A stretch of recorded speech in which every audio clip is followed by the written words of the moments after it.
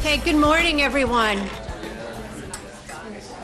So we know there are some more folks who are coming who are maybe deciding whether they should actually brave the frigid temperatures to get here. So more will be joining us throughout the course of the day. But thank you for getting up early during your winter break and coming to Winter Edition.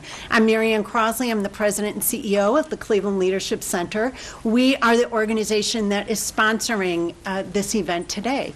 This is one of many programs that we offer at the Leadership Center, where we do a lot to educate people civically about what's happening in Cleveland and to build leadership. And we begin with building leaders in high school, and we progress all the way up to those who are at the very pinnacle of their careers in Leadership Cleveland. So we have some folks who want to welcome you to this space and to this day. The first of them is Mozelle Jackson. Mozelle is the Executive Vice President and Chief Financial and Administrative Officer for, okay, get this, the Cleveland Cavaliers, the Monsters, the Gladiators, the Canton Charge, and Quicken Loans Arena. How's that for a title? So these are her responsibilities. If you ever think that you have to wear multiple hats in your career, she does accounting, facilities, human resources, legal, IT, and administration. So I'm convinced the only thing that she doesn't do is go out on the court and shoot baskets. But I do know that she is here during the games, overseeing everything that's happening and cheering the Cavaliers on to victory. She has worked in a number of different corporations and professional service firms before she got here to Quicken Loans Arena and the Cleveland Cavaliers. She is a CPA by training, and she began her career at Arthur Andersen. She's been the recipient of multiple awards for both her professional accomplishments and what she contributes and gives back to the community. You'll find that that's a common theme with the folks that you'll meet today. They do a lot professionally, and they give a lot civically. She's an alumna of our Leadership Cleveland program, and she serves on our board, and she has twins your ages. So please join me in welcoming Mozelle Jackson.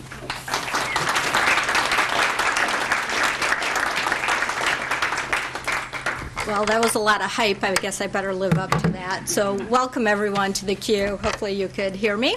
I'm really excited that you guys are here. As Marianne mentioned, I am a great supporter of Cleveland Leadership Center. I was in the Leadership Cleveland class 2016, and as we always say, that's the best class ever.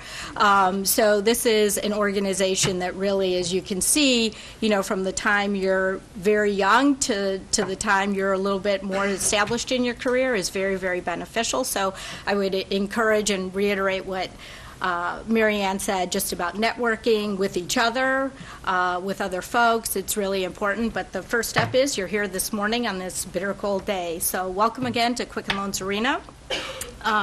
Quicken Loans has been the core of stimulating our continued development, growth, and economic impact over 2 decades in the Gateway neighborhood and downtown Cleveland. As a venue, we are actually the largest economic driver of activity in Cuyahoga County. Not a lot of people know that. So obviously we are very fortunate in our market to have 3 professional sports teams. There's some markets that only have 1, but sports teams and venues definitely have a large impact on economic activity for their communities, and also give back a lot to communities. And again, that's a theme not only from us individually here at the Q, but certainly as an organization that we do. Our community is very, very important to us. So how many ticketed events do you guys think we have here at the Q annually? Ticketed, where you buy a ticket. Anyone? Come on, a number. 300. Okay. Anyone else? 500. It's 200 is what we have. That includes Cavs, excluding playoffs. That's Monsters, Gladiators. Our Canton Charge actually play down at the Canton Civic Center, so we don't count that. We have concerts, obviously, family shows, our MAC tournament. So we have a lot of events. We say here at the Q that we have very, very few dark days. Now, how many private events do you think we do here at the Q? This would be considered a private event. How many? 100. More. 1,400. So that really does give you a feel, even if there isn't a show, right? No show tonight, but you know what? Guess what? We're putting this on today. So it still requires a lot of work and partnership with our community partners to put these sorts of events. Let me ask you this: how many patrons do you think are attracted to downtown Cleveland each year for events and so forth? So that's how many people come through the Q every year. Any guess? 500,000? More. 2 million. So again, that's a lot of people that we're touching and making sure that they have a great experience here at the Q. That's very, very important to us. The Q is actually ranked 11th in the USA and 30th in the world for major concert attractions. This means that we are one of the most active buildings in the entire world, not just in the U.S. So let me tell you a little bit about the economic impact. I talked about the number of events and things like that. Does anyone remember where the Cavs played prior to coming downtown? I know you do. You can't answer. Ridgefield Coliseum. That's exactly right. So you take a look at that. That was in the middle of nowhere. There were really no restaurants, nothing. And here, now we're downtown. There's restaurants. There's other things going on. So people come downtown and they spend money, not just at the Q, but they're downtown. It's a great gathering place and so forth. So the Q was great for the local economy in 2016.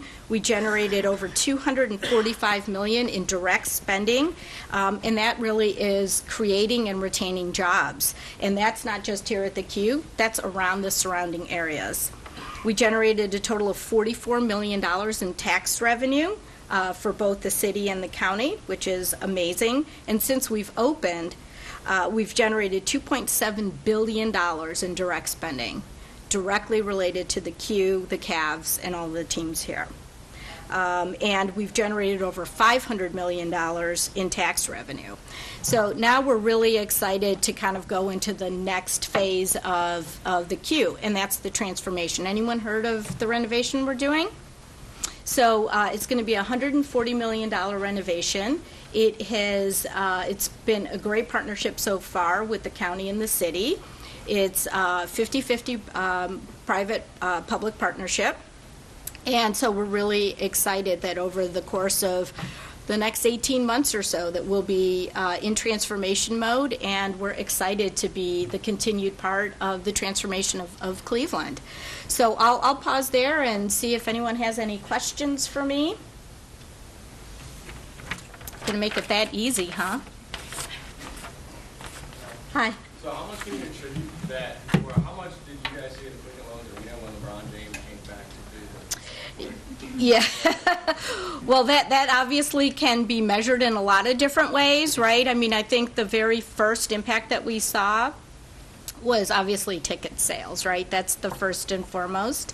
But that really branches out, right, into, again, when you look at more people attending games, they're spending more money downtown. Our merchandise, right? When you look at when we won the championship, there's so many different impacts that happen, but certainly having the best player on the planet never hurts. Just saying. Hi.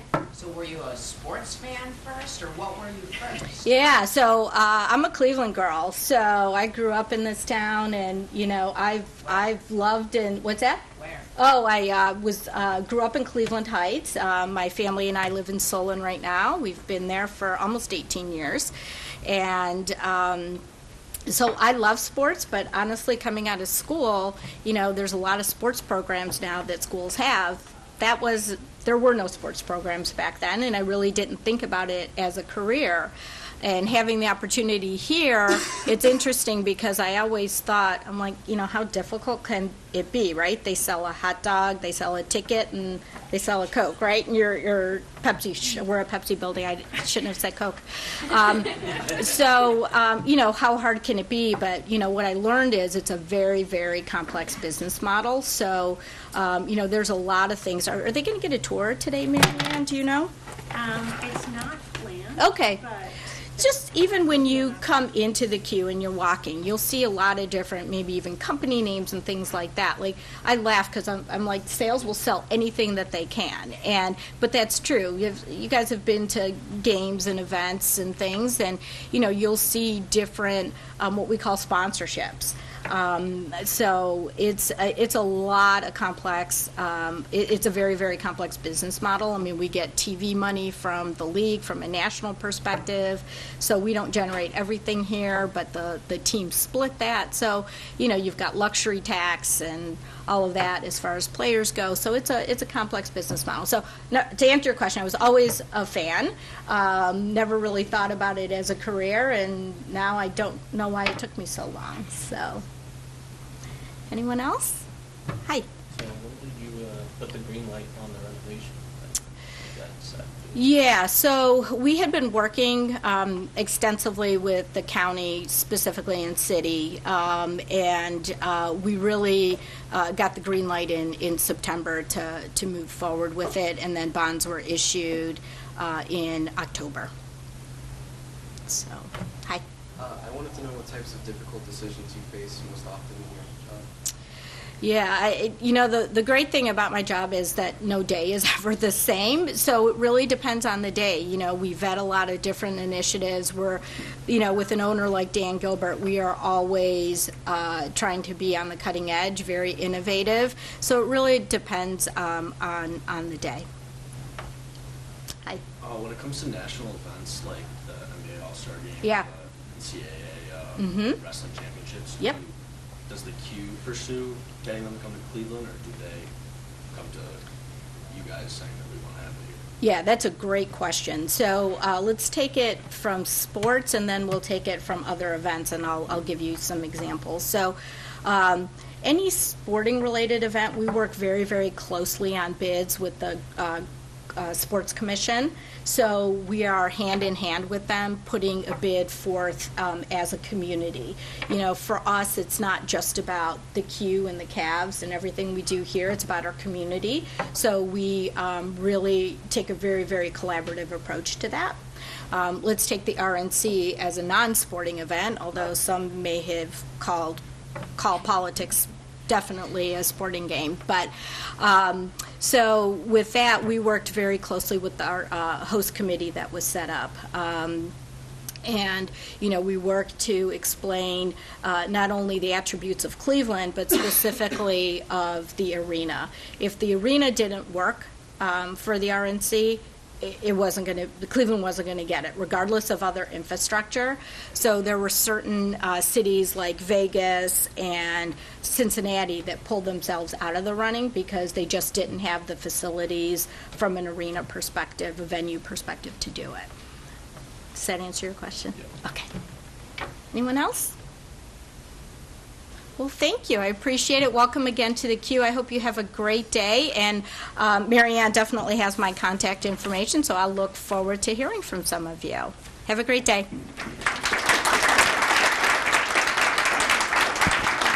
Thanks so much, Moselle.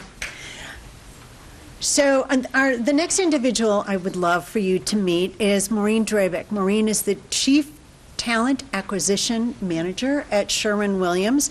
Sherwin-Williams is a great supporter of the work of the Cleveland Leadership Center, and they are also the sponsor for today's event. So let me bring her up here. Maureen, you go by Mo. Hi, everyone, and thank you so much, Marianne, for that introduction. We are so excited and honored to be here today. we have had a wonderful relationship with iCleveland over the last couple of years. If you guys don't know this, actually, Sherwin-Williams was actually founded here in good old Cleveland, Ohio. So we're very proud to be born and raised here in Cleveland, and more importantly, we love to reach out and engage with young professionals such as yourselves to stay here in Cleveland. So feel free to call me Mo. As Marianne mentioned, I'm a talent acquisition manager at Sherwin, so my team handles all of the recruiting for our headquarters down in Cleveland, but certainly other positions outside of Cleveland as well. So I wanted just to come here today to thank you for coming. Thank you for having us. For those of you who don't know as well, we have internships all throughout the year. Particularly in the summertime, we have about 200 to 300. And we actually sponsor those interns to be a part of iCleveland because we see the value of how important it is to build the partnerships here, build just an engagement and volunteering aspect and leadership skills because it is very, very valuable. So upon coming here today, I was reflecting on some words of wisdom that I thought I could share with you guys, as I know some of you are maybe looking for some internships. Some of you might be ready to start your full-time career opportunity search, and really just wanted to give you 3 pieces of advice to kind of keep in mind there. Number 1, be a sponge. This is your first time to get your feet wet in an opportunity that could be a career path. You'll start to talk with people and realize that some of them where they've started maybe isn't necessarily where they ended up. And that's okay too. But this is your time to just soak it all in, to ask a lot of questions, and to make sure that you're taking on as many assignments as you can. By doing that, it's a great resume builder. I can't tell you enough. One of the things that my team does is the first things that we'll look at is if someone's had an internship in the past. It's great experience to get that real world job on your resume. So number 2, I've heard a lot of people already mention it today, networking. It's a really big buzzword right now, but it's because it is so valuable and it is so critical to do. This is your time to shine and to make a great impression. Come in, be energetic, make sure that you're building relationships with people, not only that you're working with on a day-to-day basis, but go out of your comfort zone, make relationships with other people outside of different departments, and make sure that you stay in touch with them after that. If you're starting your first internship and you want to come back again, make sure you let them know that. They'll be sure to reach out to you to see if you're interested, or maybe you're ready for that next step for a full-time opportunity, and they would definitely want to have you come on board. Here at Sherwin, that's what we hope to do. We want to groom our interns to be a full-time employee with us. So the more that you can do that and stay in touch, the better. Even on a personal note, I've had 3 companies that I've worked with since out of school, and every new job opportunity, growth opportunity that I've been given is through past networking opportunities with people I've worked with. It goes a long way.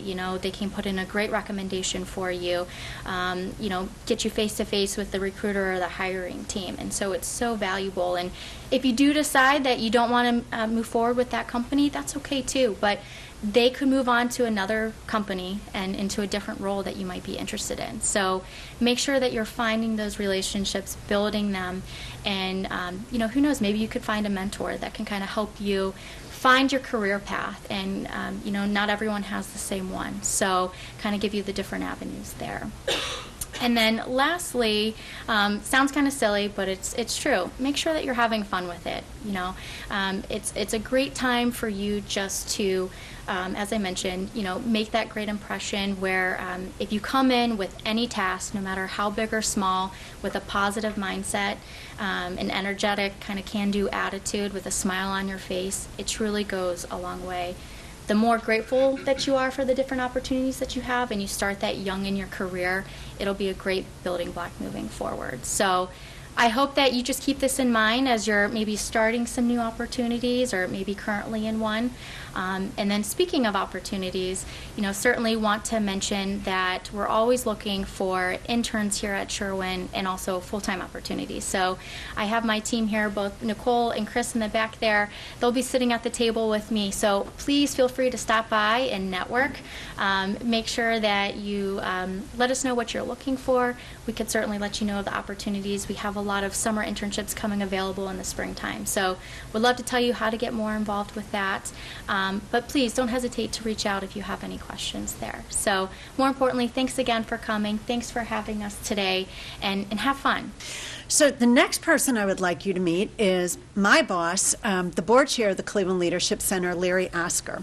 Larry is a partner at the law firm of Hahn Lozier and Parks. He recently stepped down as the CEO and the managing partner at Hahn Lozier, and he serves and has served for many years as a key advisor to executives and management teams in a large number of Fortune 1000 companies. He is ranked as one of the top bankruptcy attorneys in the entire state of Ohio. And as I said to you, carrying forward that theme of professional success and giving back to the community, he gives back big time. He has served on our board for many years, since he was in the Leadership Cleveland class of 2009. And he also serves on the board of MoCA, the Museum of Contemporary Art, and gives back in many, many other ways whenever he's tapped to contribute his talents. So please join me in welcoming Larry Asker.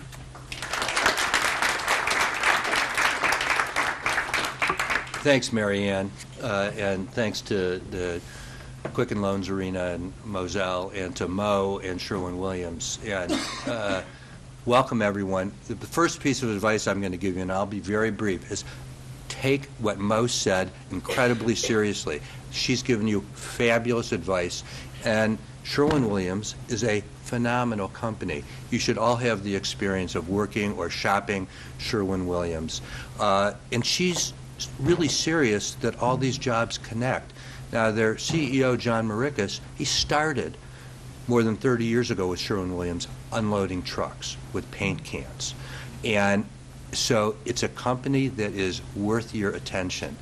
Mo, get all these kids working for you. They're fantastic. And we really appreciate Sherwin-Williams sponsoring us. And by the way, the stock price was $300 a year ago. It's $400 now. Pretty good.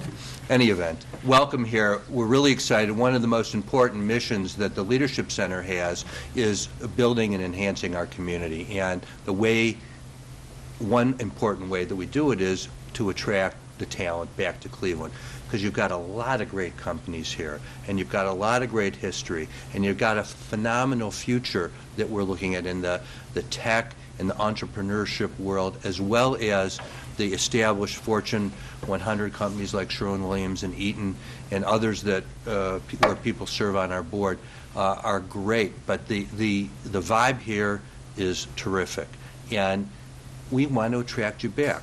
So please, not only be a sponge, but ask all the questions you have. Be unrelenting when we have our lunch and you're sitting with the senior leadership. Ask questions. There are no silly, foolish. You hear that all the time, but we have a very rigorous training for our people, and we've drilled into them that there are no foolish questions. No one's going to make you feel bad. Everyone's going to take your inquiry seriously. So get to know, and do follow up with people.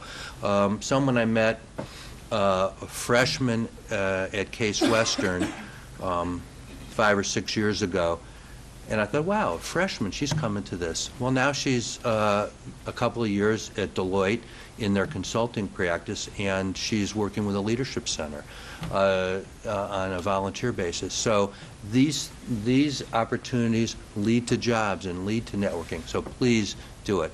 And I'm thrilled to take calls. I've got 5 kids.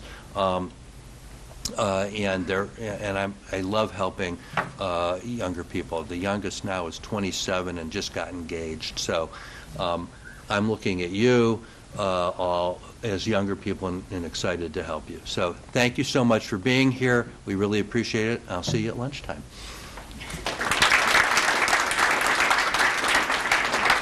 Thanks, Larry. And now I'm truly honored to be able to introduce to you our keynote speaker, Susan Fuhrer. Susan is the medical director of the Louis Stokes VA Medical Center, a position that she assumed in 2010. But she began her service 27 years earlier when she started working at the VA as, what do you think? Intern. Yes. So that's where it all began. She is a graduate of the University of New Hampshire, and she earned her MBA at Case Western Reserve.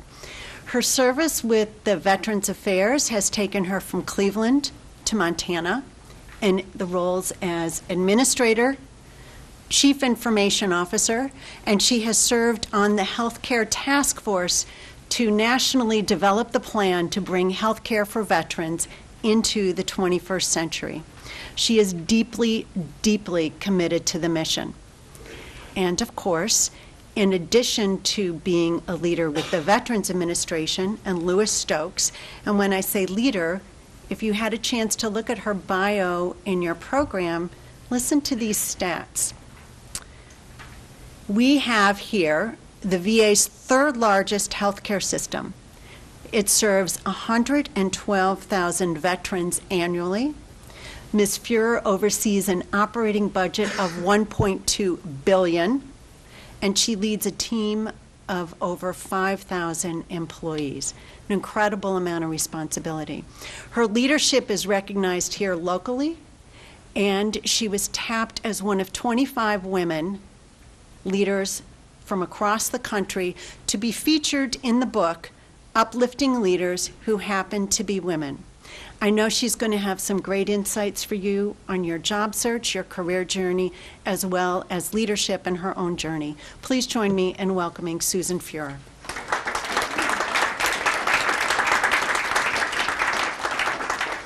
Thank you, Marian. Thank you very much. So did everybody notice coming in today that all the cars are the same color? I call it Lake Erie Mine Salt White. And I have a bit of a cold, so I apologize. First, congratulations and thanks very much for getting up and coming here. I think that that says a whole lot about each and every one of you, that you had the initiative to come out. And hopefully it's more than just you need a job so that you're not living homeless on the streets when it's 13 degrees outside. But I thought I'd start a little bit with my journey, albeit old. I was born in Ohio. I was born in Elyria. My dad worked for Moen Faucets, and when I was in kindergarten, we moved to Connecticut, and we had a second home in New Hampshire. And I really became a fan of the East Coast, and I heard there's some people, somebody is going to school at Amherst, and I hear there's some people that are going to school on the East Coast here. And when I went to undergraduate school at the University of New Hampshire, I started out in electrical engineering, and my third year, I decided I didn't want to be an electrical engineer anymore, so you can imagine that discussion. Some of you may have had it with your parents when, hey, you know, I've had a life-changing experience. I want to be something else, and I wanted to go into hospital administration. And I actually did my first unpaid internship with the VA in Boston. And then when I graduated undergraduate school, I really wanted to stay in Boston. And I had these visions that my parents were going to pay for my car and my apartment and my tuition, and they were going to move back to Cleveland, and I was going to stay in Boston. And they actually moved back to Cleveland. My dad worked for Moen Faucets, and my uncle had Lou Gehrig's disease. And they made it very clear that that wasn't going to happen, and that I could come to Cleveland and live at home. And so I enrolled in Case and went to school at night and started at the VA as a GS5, which is the very, very bottom. And I have to tell you, when I came here, I thought Cleveland was like a third world country. I'm like, what? It was not anything like I wanted. I didn't want to stay here. I thought, I am going to get my degree, and I'm going to get the hell out of Cleveland, and I'm going to go back to the East Coast. And a couple things changed my mind. And one of the things I will tell you is the only thing Cleveland really had going for it at that time was the Browns. Hard to believe, right? But they were the cardiac kids, and they were about the only thing happening. I did look up. I thought maybe I actually predated LeBron's birth, but he was 2 when I came to Cleveland in 1986. So I came to Cleveland, and I went to school at night to get my MBA, and met my husband, and thought I would never stay in the federal government. If I had thought I'd stayed, I would have picked a different retirement system. But here it is 30 some odd years later, and I am still with the federal government, working at the VA, and still in Cleveland. And I absolutely love Cleveland. Love Cleveland. And during my journey, I can tell you in Cleveland, there are so many opportunities in this town. It is just absolutely fabulous. So I was GS5, working my way at the bottom, going to school at night, going to the bars at night after school to meet my husband because I was in love and I was young and I could stay up late. And I met a lot of people. And there's lots of ways to meet people. And one of them is to get involved. Certainly iCleveland is a great way. When I was 2 years into the job, we had our first female CEO come. And she was a tyrant. And she wanted me fired. So my first lesson is, sometimes you learn more from bosses that you don't want to emulate than bosses that are great. So as you go through your career journey, whether it's an intern or not, pay attention to those people that do things that you don't ever want to do because they've done something to make you feel bad or make someone else feel bad, because that's just as important as following people that do really great things. So this tyrant lady said to me one day, she wanted me fired, she wanted me gone. She said, I'm going to send you to CFC, which is the government's equivalent of United Way, and you're going to be a loaned executive. And I went kicking and screaming, like, I don't want to do this. One of the best experiences ever. If you have an opportunity to get involved in a United Way campaign as a loaned executive, jump at it. Because you meet so many different people. You meet the community leaders. I was meeting with Mike Benz at the time every other day. And it opens up so many different avenues to meet so many different people. Marianne has talked a lot, and if you've noticed, everyone that has spoken before me, there's a theme, and that is civic engagement, and that is giving back to the community. And you know, and that's a two-way street. Those who give reap a lot in return. And so I also encourage you to give back in any way that you possibly can. Certainly getting involved in iCleveland is a great start. But get involved in organizations perhaps like the Red Cross. Find something that you're passionate about and get involved, because those connections will come back to you multiple ways. You will certainly reap more than you gave. The other thing that I can tell you is that when I started, I was at the bottom. I worked at the Brecksville facility. I heard somebody was from Richfield. They may know the Brecksville VA. It's currently closed. We had 500 psych patients there. One of my jobs was to deliver water, right? There was no air conditioning. I delivered water. That chalks up to other duties as assigned, okay? Sometimes you might not recognize the value of those other duties as assigned, but I guarantee you the people above you are going to pay attention to those that will embrace those not so glamorous duties and those that don't. And that doesn't mean that you need to be a schlep and do everything, but it does mean that if somebody asks you to do something, it's probably okay to do that. And what I have found in my organization, where I've worked over 30 years, is that the people that now work for me, they've got my back. Because as I grew up through that organization, I had their back. So if we were having an inspection and somebody was coming in and I walked into a public bathroom and it looked disgusting, I mean, you can get on the phone and call a housekeeper and say, get here quick, or maybe you can do a little bit yourself. And those things get noticed. And then when you become a manager or an executive, the staff that work for you know that you went that extra mile, and they will go that extra mile for you.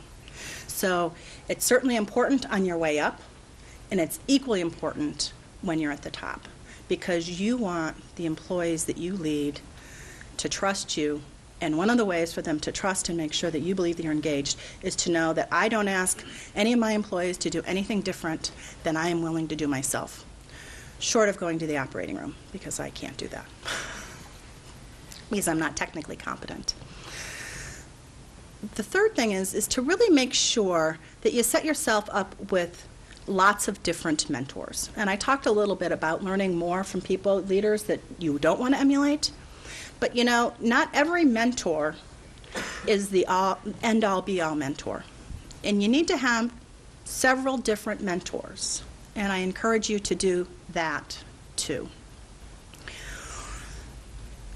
I guess some of the other things that I would recommend that you do is consider, I talked about boards, volunteering. Then you get on a board. And that is really good, to be on a board and to move forward. So you need to get out. You need to look at your mentors. You need to figure out what your game plan is. How many have done any interviews? Have you heard of performance-based interviews? Mo, do you do performance-based interviews at all? So when you go to do an interview, one of the things that I tell all the people that I know that are going for interviews is to sit down, spend an hour, and write down the 5 or 6 greatest accomplishments that you've done, things that you are really proud of. Girl Scouts, Boy Scouts, swim coach, and put those accomplishments in a setting. You know, why were you passionate about doing it? How did you do it? What were the outcomes of your involvement in doing it? And have those stories ready to go. Those 5 or 6 things that you are most proud of. Because then when you get into an interview and somebody's asking you a question, figure out how to weave your 5 or 6 most important accomplishments into a question that they've asked. Because then you've already had that in your head. You've rehearsed it. You understand it. You know it. You're passionate about it. You feel it. And I think that that's a really important thing that I recommend for everyone. And if you try that and you have some interviews, I think you will find that you will really do really great on the interview. And I'm looking at Mo in the back, and she's nodding. And I don't know if you want to comment on that at all or not. But, you know, I think lots of times we go into interviews and we don't do some preparation, and we think we'll be okay. But that practicing of those things that you have done, your accomplishments, and everybody has accomplishments, no matter how simple. Pick something that's passionate for you. Mo, anything you want to add? Or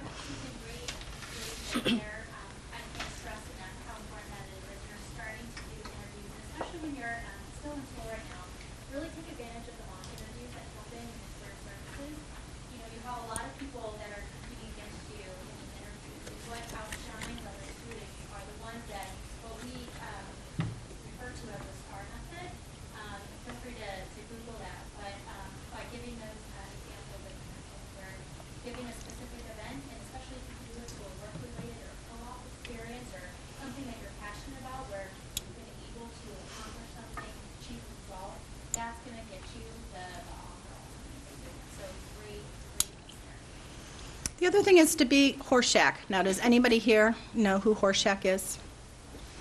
So, once upon a time, there was a TV show that starred John Travolta. So maybe you know John Travolta, right? And it was called Welcome Back, Kotter. And it was in a New York City high school classroom. And Horseshack would always go, ooh, ooh, teacher, pick me, ooh, ooh. And so as you're doing your journey, people have talked about those stretch assignments, talked about things that are not uncomfortable, but I really encourage you to be Horseshack. I was Horseshack. So I had a degree in business administration. I focused in on computers. When I first got to the VA, one of the things we were trying to do is figure out how to modernize the physical building. I was Horseshack and said, let me help figure out how to write construction proposals, right? So in the VA, how you get construction is you write up a proposal and they get scored in Washington, and then Washington decides who gets construction or not. What did I know about construction when I was 20 some odd years old? I didn't know much.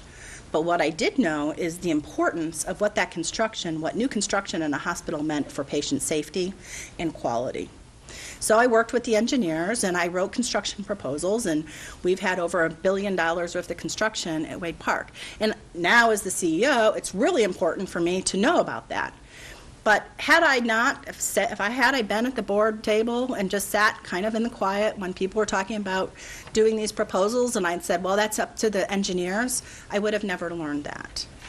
And my boss would have never learned that I was willing to raise my hand and step outside the box. The other thing is hard work. And Larry, he left, but Larry and I were talking about hard work.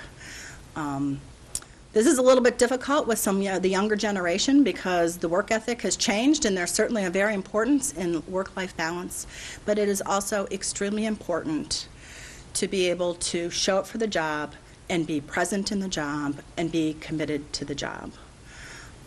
That definitely is extremely important, whether you're doing an internship or whether you're early in your career or whether you want to move forward.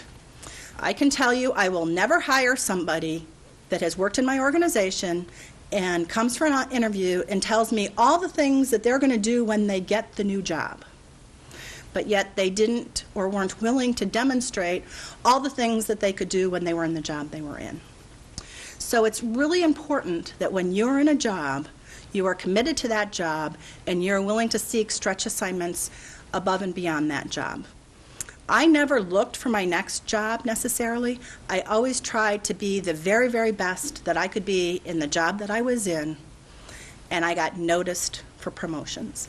And then when I went to that interview, I had lots of really good examples that were beyond my narrow scope as I was coming up in the organization to talk about, to demonstrate that I was willing to go above and beyond and that I had gained skill sets above and beyond the position that I was in right then and there. One of the other things that I wanted to mention is that sometimes you don't get your dream job. And there are certain ways to handle that. So I have done a lot of things in the jobs that I've been in. And when I wanted to be the chief operating officer at the VA hospital, when it opened up the first time around, I didn't get it. And I have to tell you, I was heartbroken. And there's two ways that you can do that. You can get mad, or you can figure it out. And my husband coins the phrase LIG, let it go, right? So, I let it go, and I continued in the role. And then the next thing you know, that chief operating officer left. And when I got it the second time, it was all for a very valuable purpose. Because compared to the predecessor, I was a star. Had I gotten the first time, the bar might have been a little higher. So, you're not going to get everything that you want, when you want it, how you want it. And you really need to figure out how to wrap your head around it and frame it so that you can let it go and that you can move on. And when you get old, you might realize that there was a master plan or a reason for that. But I have seen so many young careers derailed, particularly now with some of the younger generations, where they haven't gotten exactly what they want when they want, and they just kind of spiral downward and don't move on. And you're not going to always get that. Do not let that derail you. Do not let it derail you. So I don't have a whole lot more to offer. I can tell you that internships are extremely important. You need to network. You need to show up to the job. You need to be prepared to interview well. You need to go above and beyond the expectations of that job if you wish to succeed. You need to get involved in the community, and Cleveland is great. If you're a woman, there are so many women leaders. We have Beth Mooney. We have, just absolutely fabulous women leaders. The head of the Federal Reserve, our leaders. Cleveland is a very progressive town. As I said, when I came here, I thought it was a third world country. You couldn't pay me to leave Cleveland right now. There is so much, whether it's healthcare, whether it's business, whether it's manufacturing. It is all here, and it is what you make of it. Your career is up to you and only you. And we were talking at the table before, Autumn was here, and we were talking about Carl and Lou Stokes, and it's the 50th anniversary of Carl Stokes' election as mayor. And I had the opportunity to know Lou Stokes. I worked with him for many years. Our hospital is named after Lou Stokes. And the nicest thing about their story is these were two young kids in the the mid-20s, 1920s, that had one mom, a single mom, that lived in the projects. And look at what those two individuals became. The first black mayor of a major city, Louis Stokes, had 30 consecutive years in Congress. They didn't let anything stop them. And every day I walk in to my office and I have a life-size portrait of Lou Stokes, and I look at him and I think, he didn't let anything stop him. He didn't let his color. He didn't let his economic status. He certainly loved this city. He loved this country. And he operated with impeccable ethics. And I'd like to end on make sure in your job you are always you. You can't look at a great leader and say, I'm going to try to be just like him or her, because you're you.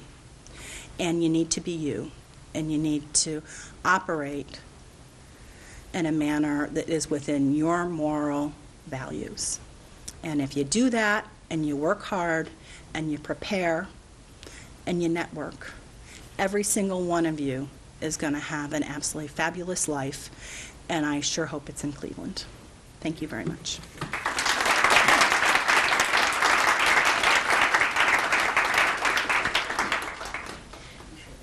Thanks so much, Susan. And will you be around for a few minutes? I will be. Okay. I'll come back for questions. Yeah, that's what I was going to say. Do you have any questions?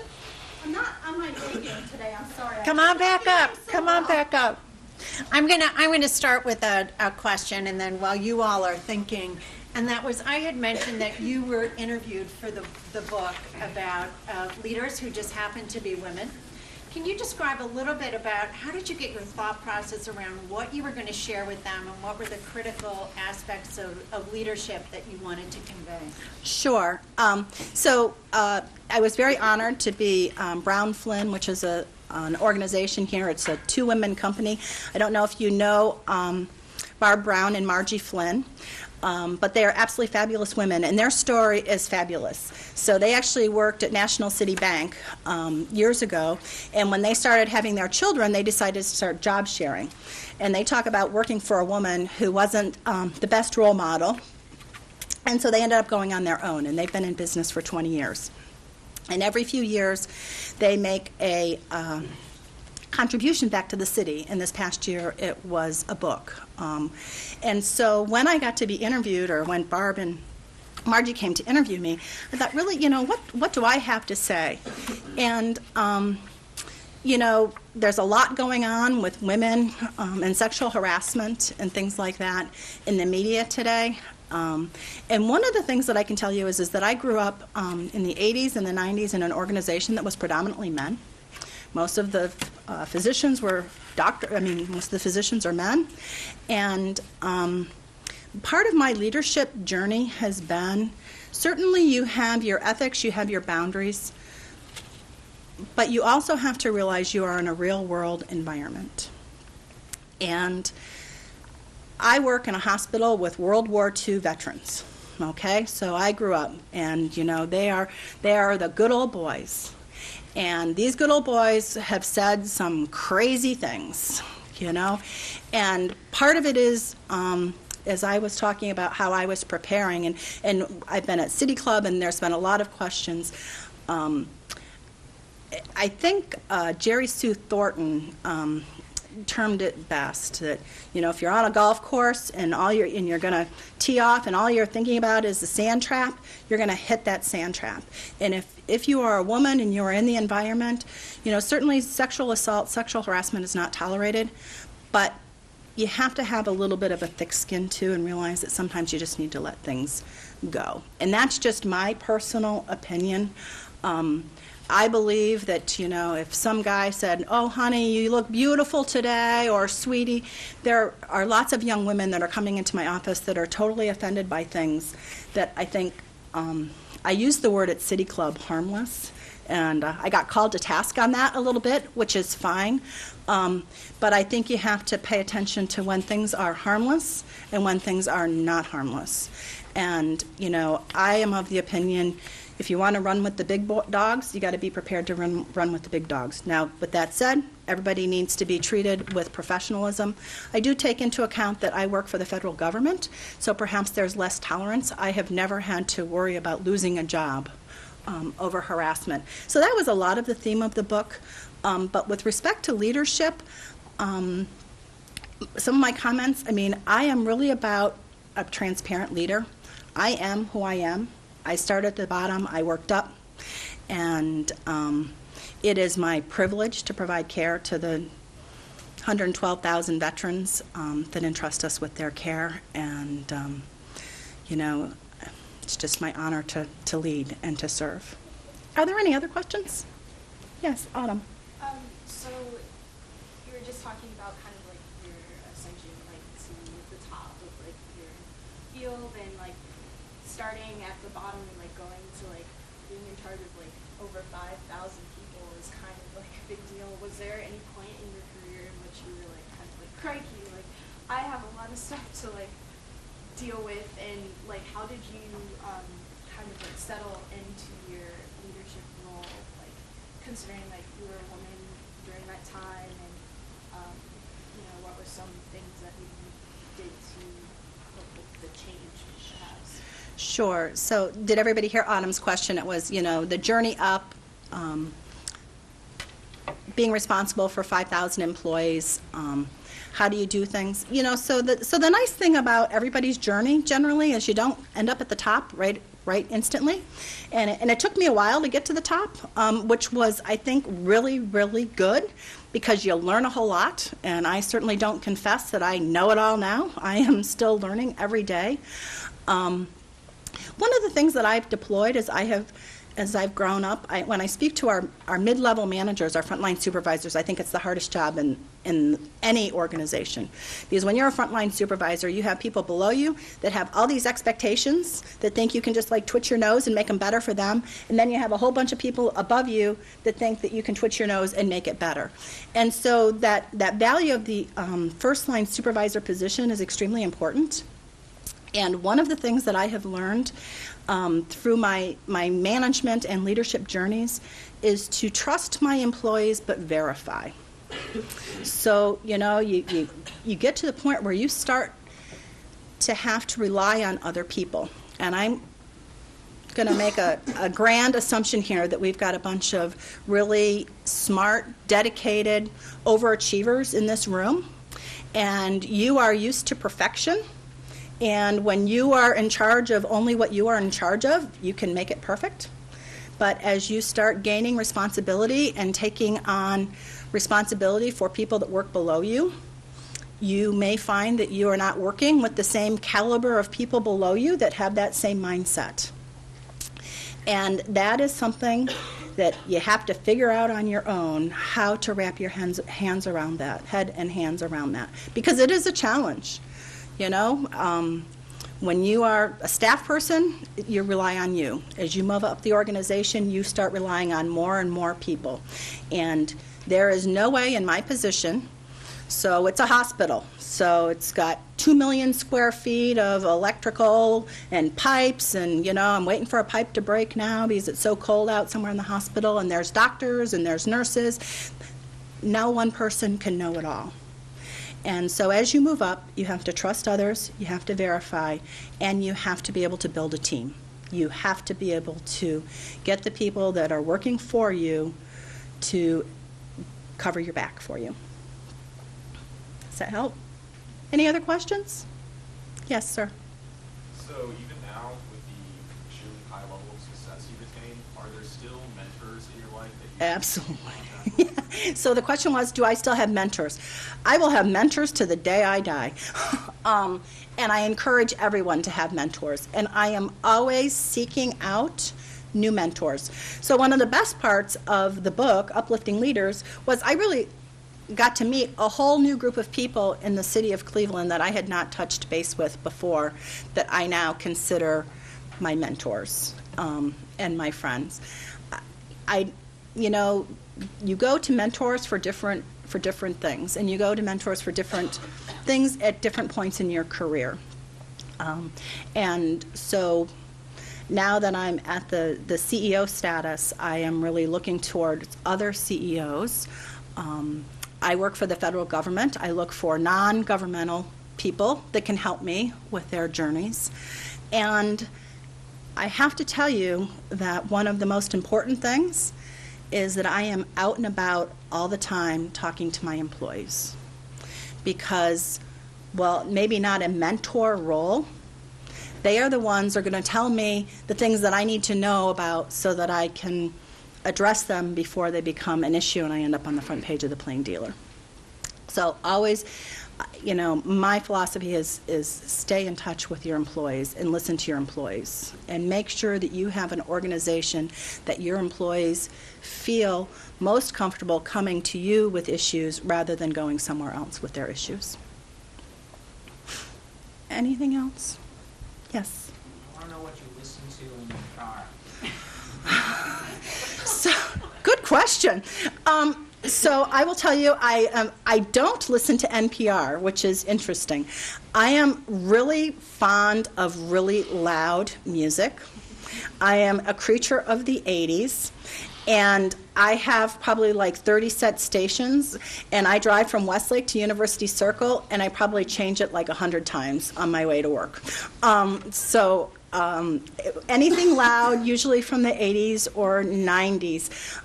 My time in my car is kind of my sacred time, and when I'm listening to that crazy music, I actually kind of formulate some of my thoughts for the day. If I listen to NPR, I get all engrossed in world's topics and things like that, and it's not very relaxing. So that's the few times that I take to relax. Anything else? Yes, sir. You talked about not getting discouraged of not getting your dream job straight out of the gate of college. Would you encourage continuously pursuing the dream or working with the company that you do land with to get to the higher positions? So the question was, if you don't get that dream job first out of the gate, do you give up on your dream or do you continue your dream? You never give up. Never, ever give up. But sometimes maybe you have to reassess your expectations and whether they're realistic. So that's kind of a hard question, depending on what your dream job is, whether you're in an organization that you could obtain that dream job, whether you actually have to transfer to a different organization. I'm pretty boring. I never left my organization. That certainly doesn't work for a lot of people.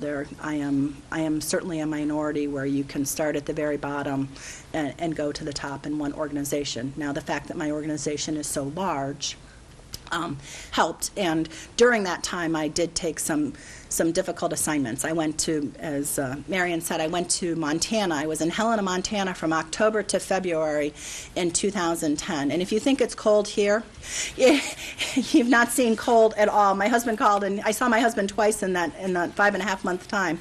And he said, it's really cold here in Ohio. And I said, I drove from Helena to Billings, which is 12 hours, the heat on high, and I still have snow on the floorboards of the rental Jeep. So, you need to be willing to do whatever it takes to pursue that dream, and you'll have to just make the best decisions that you can at the time. And I guess that's what I was getting at with the LIG, let it go. Once you've made a decision, move on. That decision's been made, and you need to figure out how to move on and continue your journey from there. Any other questions? If not, thank you guys very, very much. I wish you all the very best in your pursue your journey. There's some absolutely fabulous leaders that you're going to have lunch with. I know many of them. Ask questions. Ask questions. And I am in the area. I'm at University Circle. The VA is a wonderful institution. Hospitals have it all. They've got technology, they've got finance, they've got healthcare. Glad to have anyone come shadow. I've had this week 10 people come to the VA and shadow, everybody that's on spring break. We've had nurses and doctors and biomedical engineers. Our research is absolutely outstanding. So I am glad to help in any way. If there happen to be any veterans in the room, which I don't think there are, we can hire veterans as interns, but right now, under the current administration, we are not allowed to hire non-veteran interns. I'm hoping so much that that will change in the near future, but right now I can't. So I feel bad because I was an intern. At one point, we had more than 350 interns at the organization. So good luck. Enjoy your day. Thank you.